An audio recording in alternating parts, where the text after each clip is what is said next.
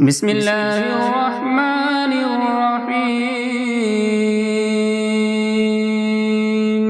ياسين والقرآن الحكيم إنك لمن المرسلين على صراط مستقيم تنزيل العزيز الرحيم لتنذر قوما ما أنذر آباؤهم فهم غافلون لقد حق القول على أكثرهم فهم لا يؤمنون إنا جعلنا في أعناقهم أغلالا فهي إلى الأذقان فهم مقمحون وجعلنا من بين أيديهم سدا ومن خلفهم سدا فأغشيناهم فهم لا يبصرون وسواء عليهم أأنذرتهم أم لم تنذرهم لا يؤمنون إنما تنذر من اتبع الذكر وخشي الرحمن بالغيب فبشره بمغفرة وأجر كريم إنا نحن نحيي الموتى ونكتب ما قدموا وآثارهم وكل شيء أحصيناه في إمام مبين واضرب لهم مثلا أصحاب القرية إذ جاءها المرسلون إذ أرسلنا إليهم اثنين فكذبوهما فعززنا بثالث فقالوا إنا إليكم مرسلون قالوا ما أنتم إلا بشر مثلنا وما أنزل الرحمن من شيء إن أنتم إلا تكذبون قالوا ربنا يعلم إنا إليكم لمرسلون وما علينا إلا البلاغ المبين قالوا إنا تطيرنا بكم لئن لم تنتهوا لنرجمنكم وليمسنكم منا عذاب أليم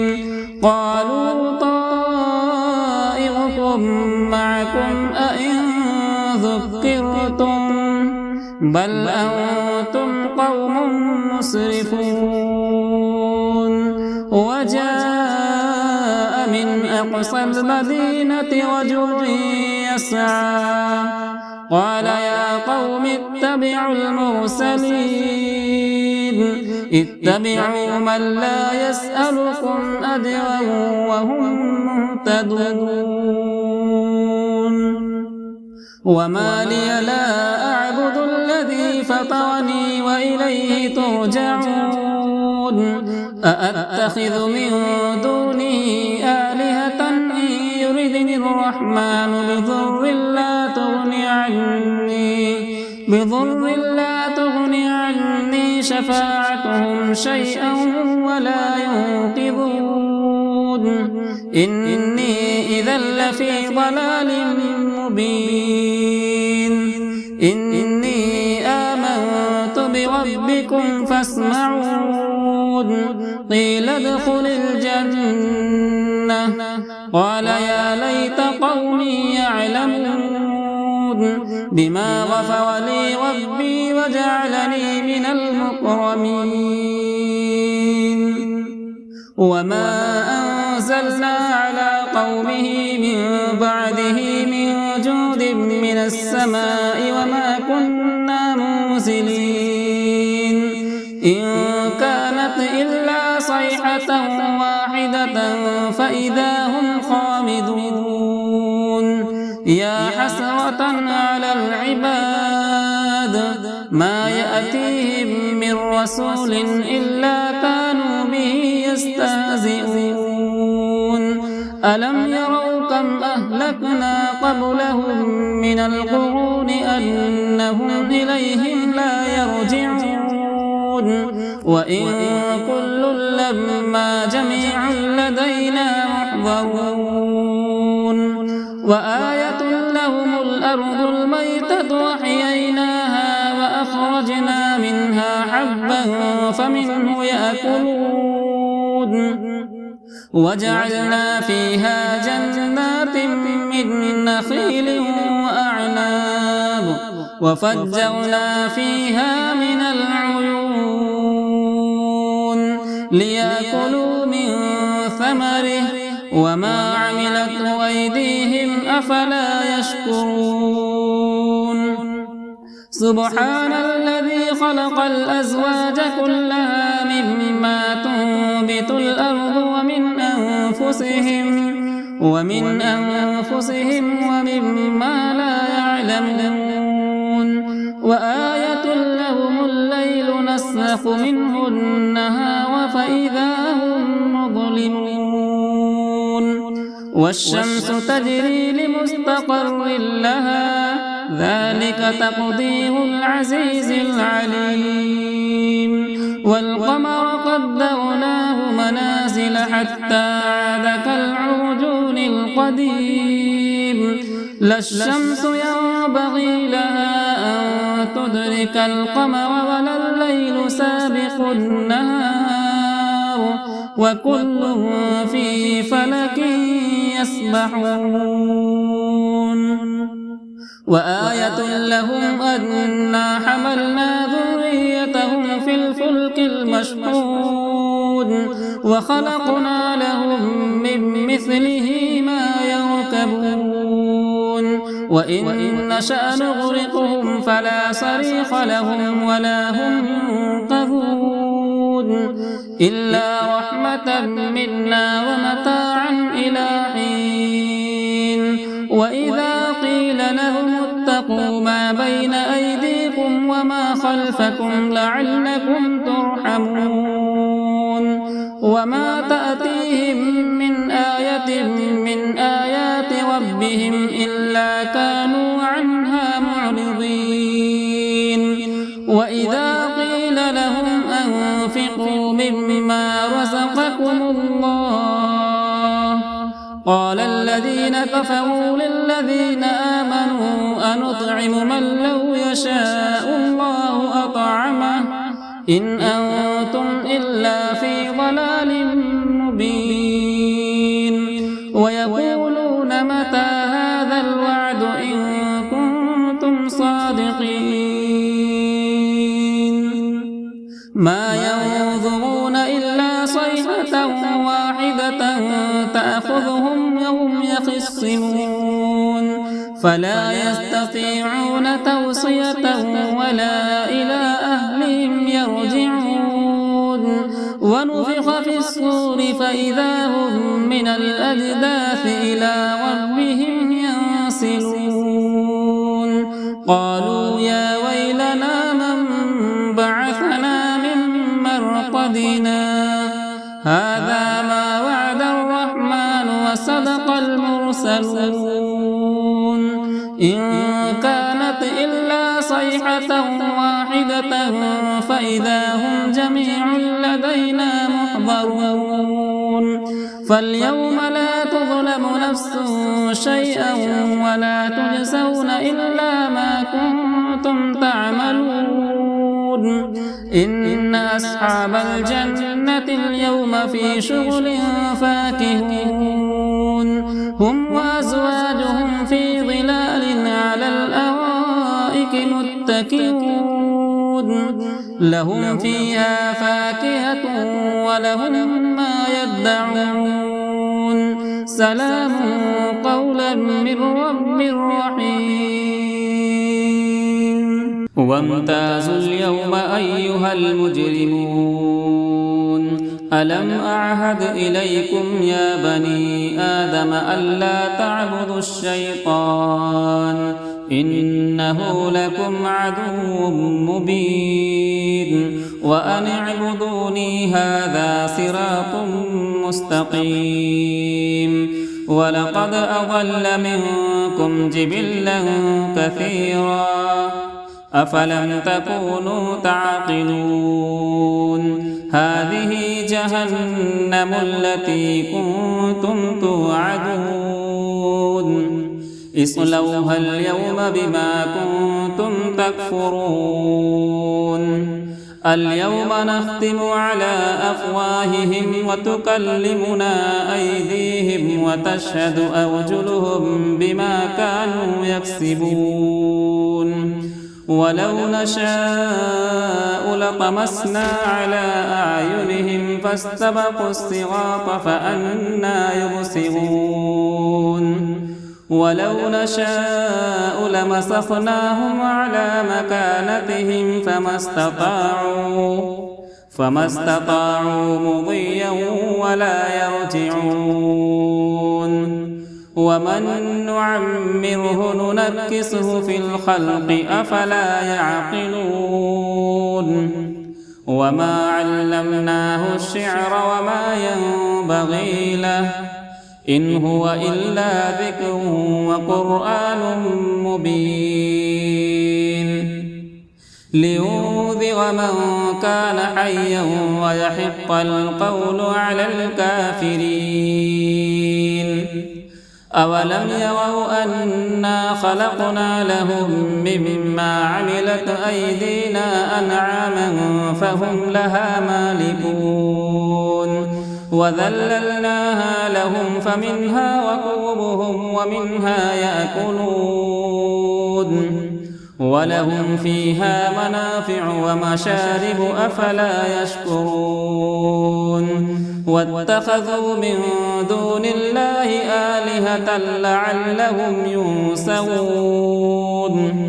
لا يستطيعون نصرهم وهم لهم جند محضرون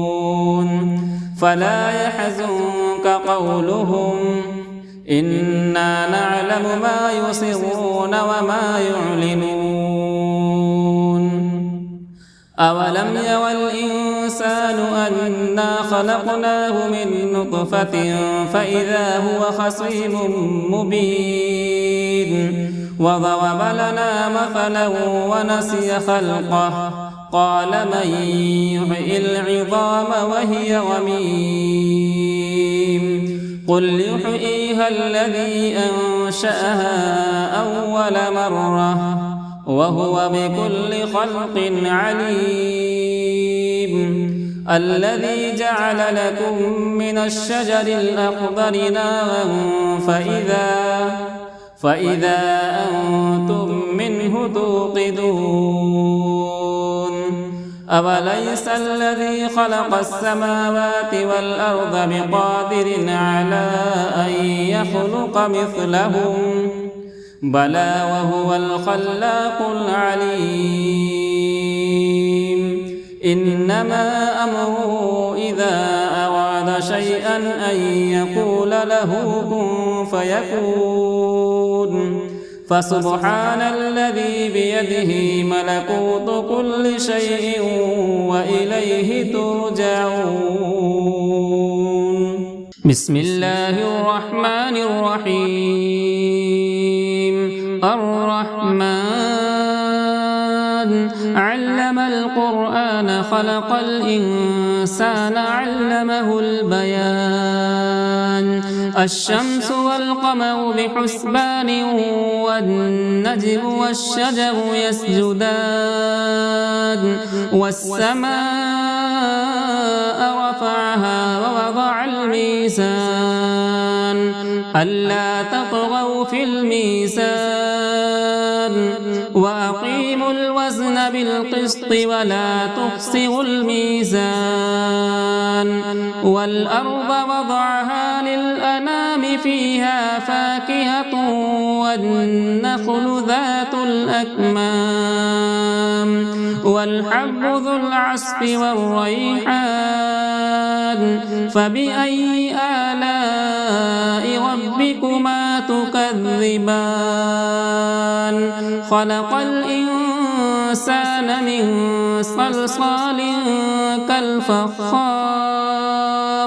وخلق الجان من مارج من نار فبأي آلاء ربكما تكذبان رب المشرقين ورب المغربين فبأي آلاء ربكما تكذبان مرج البحرين يلتقيان بينهما برزخ لا يبغيان فبأي آلاء ربكما تكذبان يخرج منهما اللؤلؤ والمرجان فبأي آلاء ربكما تكذبان وله الجوار المنشآت في البحر كالأعلام فبأي آلاء ربكما تكذبان كل من عليها فان ويبقى وجه ربك ذو الجلال والإكرام فبأي آلاء ربكما تكذبان يسأله من في السماوات والأرض كل يوم هو في شأن فبأي آلاء ربكما تكذبان سنفرغ لكم أيها الثقلان فبأي آلاء ربكما تكذبان يا معشر الجن والإنس إن استطعتم أن تنفذوا من أقطار السماوات والأرض فانفذوا لا تنفذون إلا بسلطان فبأي آلاء ربكما تكذبان يرسل عليكما شواظ من نار ونحاس فلا تنتصران فبأي آلاء ربكما تكذبان فإذا انشقت السماء فكانت وردة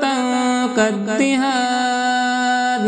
فبأي آلاء ربكما تكذبان فيومئذ لا يسأل عن ذنبه إنس ولا جان فبأي آلاء ربكما تكذبان يعرف المجرمون بسيماهم فيؤخذ بالنواصي والأقدام فبأي آلاء ربكما تكذبان هذه جهنم التي يكذب بها المجرمون يطوفون بينها وبين حميم آن فبأي آلاء ربكما تكذبان ولمن خاف مقام ربه جنتان فبأي آلاء ربكما تكذبان ذواتا أفنان فبأي آلاء ربكما تكذبان فيهما عينان تجريان فبأي آلاء ربكما تكذبان فيهما من كل فاكهة زوجان فبأي آلاء ربكما تكذبان متكئين على فرش بطائنها من استبرق وجنى الجنتين دان فبأي آلاء ربكما تكذبان فيهن قاصرات الطرف لم يطمثهن إنس قبلهم ولا جان فبأي آلاء ربكما تكذبان كأنهن الياقوت والمرجان فبأي آلاء ربكما تكذبان هل جزاء الإحسان إلا الإحسان فبأي آلاء ربكما تكذبان ومن دونهما جنتان فبأي آلاء ربكما تكذبان مدهامتان فبأي آلاء ربكما تكذبان فيهما عينان نضاختان فبأي آلاء ربكما تكذبان فيهما فاكهة ونخل ورمان فبأي آلاء ربكما تكذبان فيهن خيرات حسان فبأي آلاء ربكما تكذبان حور مقصورات في الخيام فبأي آلاء ربكما تكذبان لم يطمثهن إنس قبلهم ولا جان فبأي آلاء ربكما تكذبان متكئين على رفرف خضر وعبقري حسان فبأي آلاء ربكما تكذبان تبارك اسم ربك ذي الجلال والإكرام